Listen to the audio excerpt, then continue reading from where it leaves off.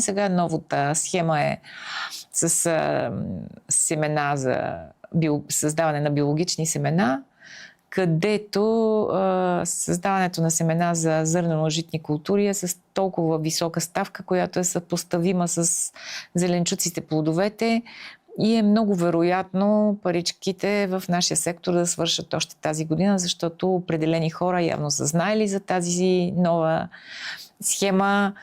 Кодовете за тези биосемена са създадени според нас в последния момент по време на кандидатстването, тъй като никой от нас не знаеше за тях, а явно има хора, които са кандидатствали, са заявили такива кодове.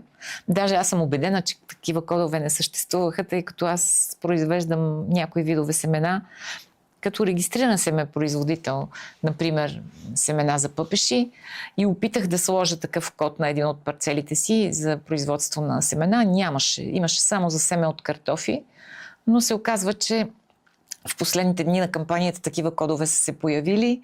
Определени хора са кандидатствали с едни големи площи, а пък изменението в наредбата за получаване на средства за биоземеделие стана сега след кампанията.